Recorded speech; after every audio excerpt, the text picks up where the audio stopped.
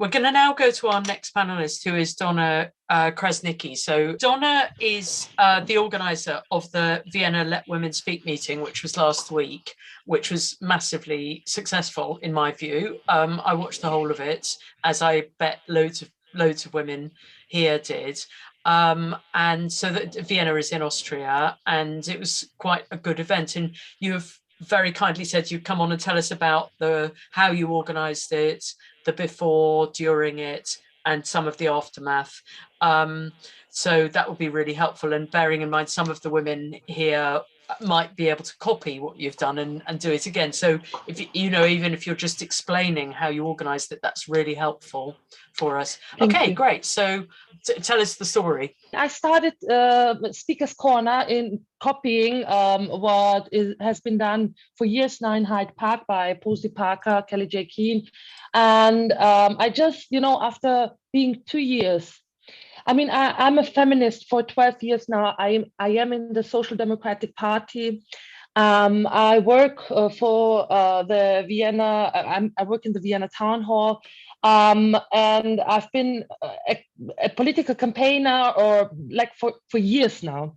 But after being in this gender war for 2 years now, I just had enough because I thought we can't just do it on Twitter because people keep telling us that it's just two women, with their actual names in the handle, and all the others are, I don't know, Russian bots or something, which is not true because of course, we are organizing and we have all these groups.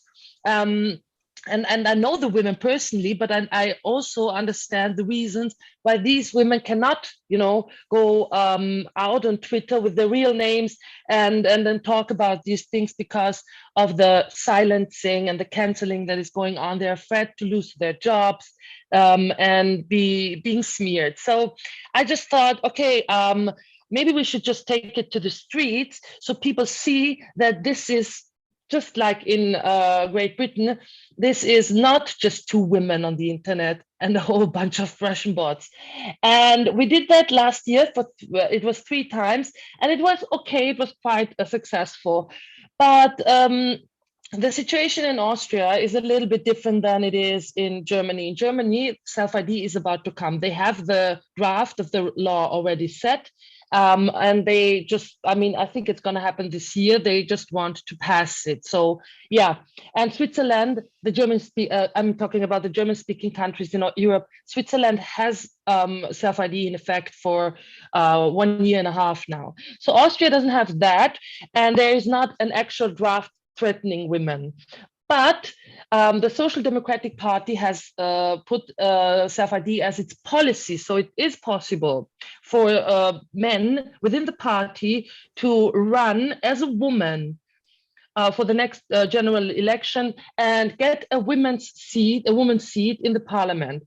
And yeah, this is when I started to criticize the party policy. And this is when I started, to be really, really open about it with my real name and everything. And then in October, I just thought, I don't know if women in Austria feel threatened at all, or if there is enough women to talk about that.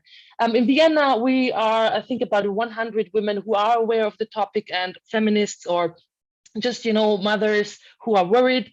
We have unisex toilets in schools already, but the media is not talking about it. We have it at university, they're not talking about it. And so I thought maybe I just asked Posey Parker, and I wrote her an email in October, and she wrote me back 10 minutes later. I was completely baffled. I was like, what? Because I just wrote this, the general address. And she wrote me back, yes, I will come. And this was a week before her her US tour started. And then she went to Australia, and I assume you've been following her tours all over the globe now. And then when things got really, really, really awful in New Zealand, my very good friend Tash, who lives in Vienna, but is herself an English woman, wrote me, we cannot let this, she was so mad about what happened to Posey Parker and this 70-year-old woman who had her cheekbone broken by men in New Zealand during the rally. And she was so mad about that. And she told me, Donna, I don't care. We have to go to Hyde Park. We have to support these women. So she booked us the flight and we went to Hyde Park for April 30th.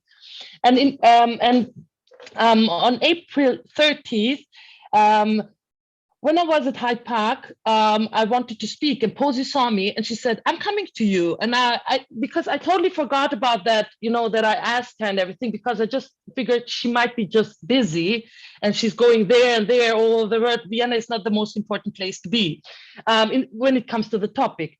And she told me, I'm coming to Vienna. And I asked her, I know. And she said, no, I'm coming in June. And I said, what? I mean, I didn't hear about it.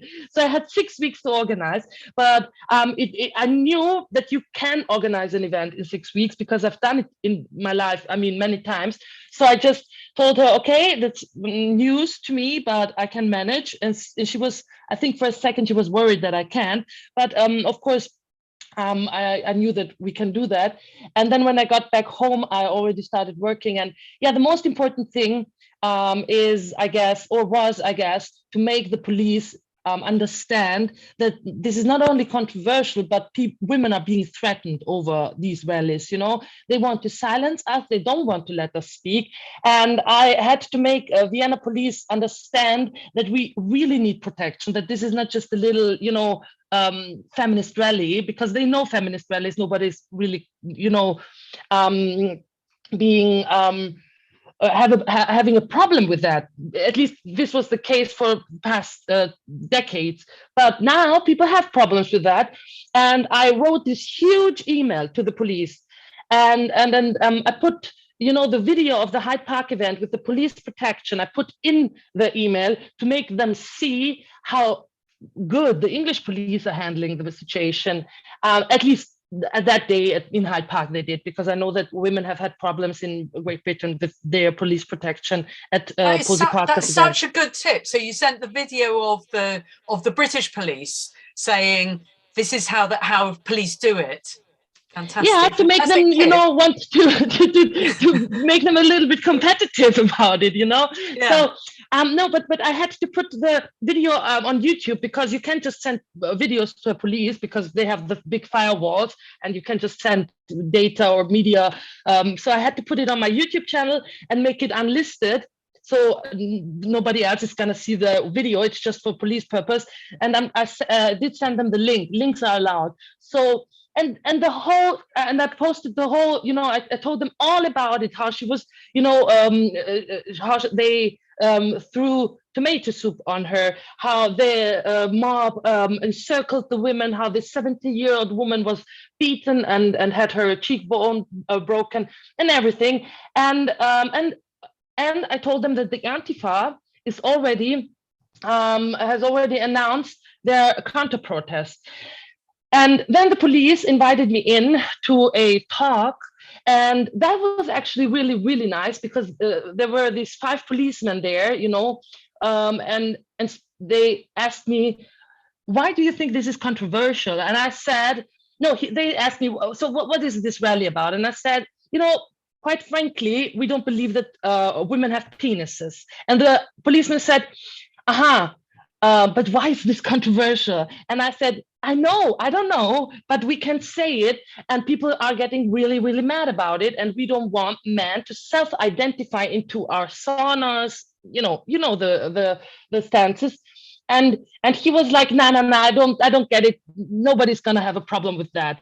And then, can you imagine, there was this other policeman who told him about J.K. Rowling and what she's been through. And I looked at him and I'm like, oh my God, there's a chair with me here. And this was never have happened. And the fact that, there was another policeman and telling them about the hate women are getting for saying basic things they believed him more, I guess, than just, a woman they'd never seen before. And then really it was no problem at all, because they told me the whole Sigmund Freud Park is going to be closed for our event. So the counter protesters cannot stand on the park. And they told me that they're going to put up these metal fences, to keep us safe. And I mean, the amount of police officers there, and it was not like in Geneva, the Robocop police officers with the water thrower, not like this threatening message. It was in the normal uniforms, but it was 100 of them, women police officers, and they were standing around our fence and listening to our speeches. And I remember this policewoman like really closely listening to what we are saying. And after the event, because the event went by so nicely, we were about 100, maybe 120 women, which might be for some people not much. But I mean, as I already said, this was Austria. So the whole topic, we are always 3 or 5 years behind Germany, and Germany is 3 or 5 years behind England or America. So, it's like 2014 for you guys, so this is Austria. And then still it was, women came from the Netherlands, from Sweden, from Poland. We had this lesbian collective from Poland who came. We had a woman from Slovakia. We had mothers, grandmothers, we had students, young lesbians. There were so many lesbians there. And I mean, there was this very, very renowned, do you say it, lesbian documentary filmmaker in Austria. She was there. She took a lot of material from it, and she filmed the event.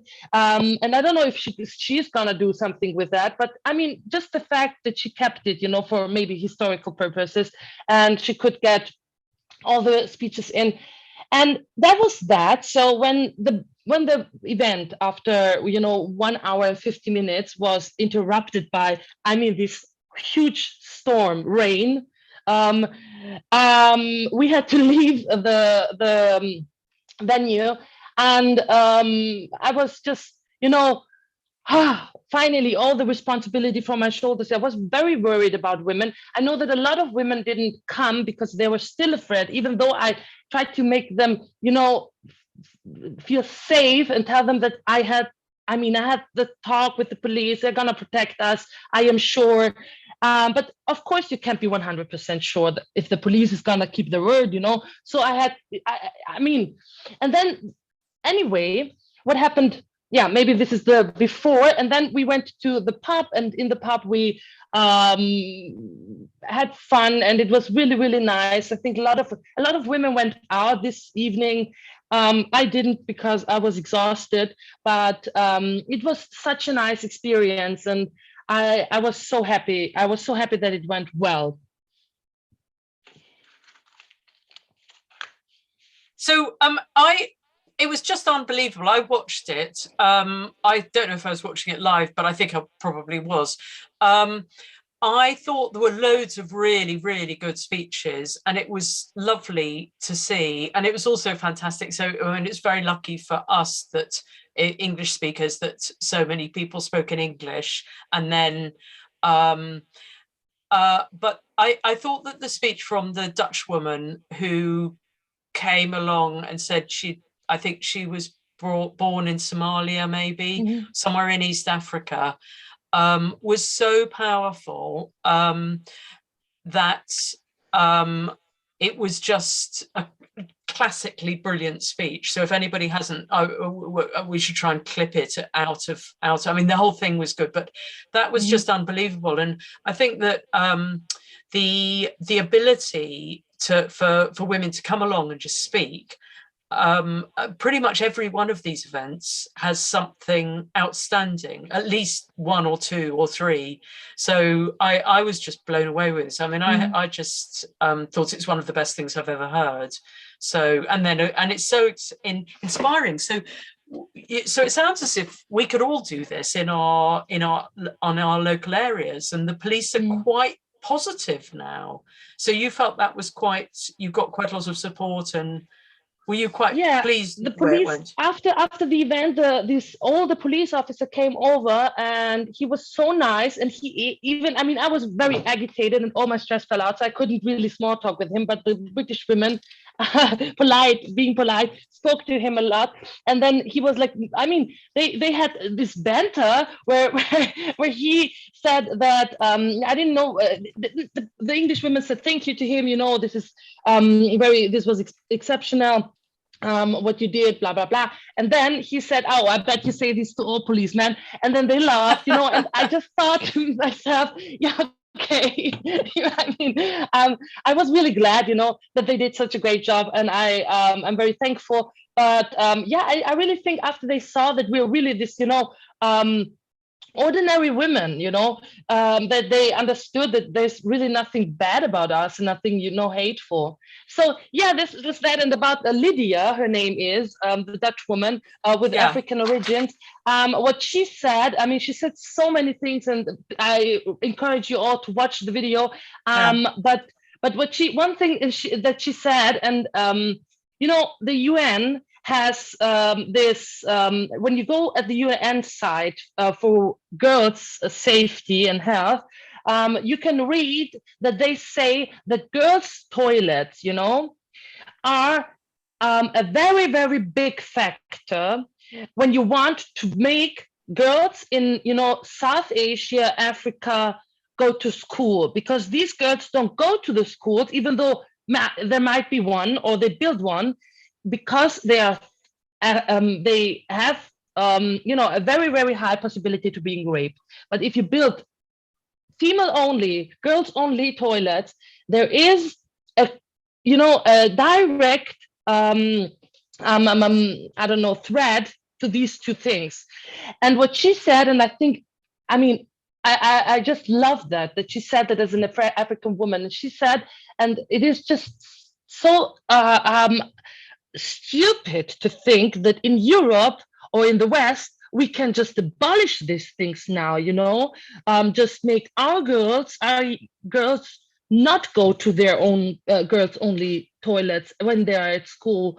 And this was very wonderful, but she said a lot of brilliant things, other brilliant things, so please just watch her video and hear her say it in her very unique and powerful way. Yes, yeah, this was all great. So I was very relieved, I was very happy. And then the aftermath, you know, and this is where it was, I mean, this was just, the past week for me was insane. It was really insane. And I've been through shitstorms, so I can manage it. And I know that it is good to, after some days of being in a shitstorm on Twitter or in a media shitstorm, it is necessary to just take your time off and be offline, you know, because yeah, it really is not that good for the stress level. What happened after, maybe I can say it quickly. So there was one thing, there was this incident, and I have to tell you that.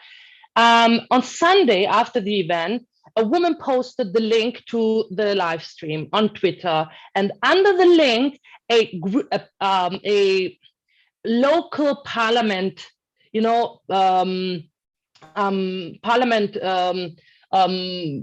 shareholder of the Greens, a trans-identified man, posted P99 under the live stream of this woman on Twitter. And P99 is a German gun, the Walter P99. And if you Google P99, only the gun shows up. There's no Urban Dictionary other code for it. It's just the gun. So I consider that a death threat, and I spoke about it, and this got a lot of, you know, international reach. And a lot of women, you know, feminist, gender critical women shared my concerns about that. So on Monday, this guy resigned from his post, but none of the Green Party politicians spoke about that. None of my party politicians spoke about that. And normally they do that with everything, you know, just to make sure and to send a message to the women attending my event that under no circumstances is violence against women or threatening violence or murder against women okay, because women now are worried, even more worried to go to the event. And I needed just one politician to say, hey, this is not okay in a democracy. You can't just go around and tell women, you get my gun, you get the bullet for going to the event. And this is something that really disappointed me, really disappointed me, because up until now, I just thought, that they just don't care about us. But it's not just that. I mean, they just wouldn't look at us, even though we are directly threatened. And then, so this was that. And on Tuesday, and I thought on Tuesday, because 3 days after, I mean, I thought that nobody's going to speak about that again, because it's old news, But on Tuesday, this feminist journalist, Beate Hausbichler, her name, a liberal feminist, I can only assume, because she's pro sex work and anything pro, because everything is about the women's choice, and if a woman chooses, so everything is possible, even affirming men's fetishes. When the woman says yes, it's feminist. And so what she did is write this huge analysis about the event, and she did the same thing about the New Zealand event in April, but she did it again, and she did put in the same lies and defamations. And the interesting fact, because she fancies herself an actual journalist, she works for the women's department within this, newspaper. It's not just a little newspaper. It's like one of the bigger newspapers in Austria. It's Der Standard, and she works there in the women's department. And she wasn't even at the event. So she wasn't even there, and she made this analysis about it, So I don't know if that's considered journalism, but she can, of course, she can do whatever she wants. And she shared my employer. And 4 hours later, because it wasn't enough, smearing women, she did another article with another journalist on the event, just the same thing, 4 hours later, again, but now with my name and with my employer again. So she kind of doxed me, because I don't have my employer anywhere on social media when I speak, about women's rights. But she did that. And the next day, this other newspaper, Profil, called my employer and wanted a statement whether or not, my employer thinks has my worldview of, which is that women don't have penises. So this was really, really insane. And then I called them out for that, and I said, is it normal, in a democracy, to go around like Stasi and call women's rally organizers employers? Why? This was not my employer's event. I didn't do it within hours, And then this was another shitstorm, and I can tell you. But now it's ebbed up a little, it's like calming down, and I really hope that they're gonna leave me alone. But it was insane. Yeah, the past what maybe to end. As a final statement, what really worried me was that the women watching it, because I had a lot of support, they wrote me, mothers, I've never been in contact before, wrote me on Twitter that they share the same the same worries, and they and now that they see what happens to you, that the journalists call your employer or dox your employer, they are even more worried and cannot come to my events and things like that. And so I put out this statement on Twitter where I told the women, and something that Posey Parker said in a live stream, in a Twitter space 2 weeks ago. And I said, yeah, it's hard. It is really intense. And without the support, of my partner and my son, support of my son is very little, but he's being funny without purpose, so that makes me happy. Without a support system, it can get really tough. But I am okay. Really, I don't care. I really now 2 days after, I kind of emotionally forgot about it. What happened. But and this is the most important thing: the price for resistance is only gonna get higher, and this is the part that Posi spoke about too. If we are being, they try to silence, but if we stay silent, if we don't go to these events and show up, they are going to make it even harder for us to do so. It's not going to get easier. And the other fact why it's important to still go is because, when is it enough? Does it have to be my niece in 5 years or 10 who gets her breasts cut? It really needs to be done now, so our nieces and daughters and sisters don't have to do it, in 10 years or 20. And yeah, a lot of women said, no, now they're agitated.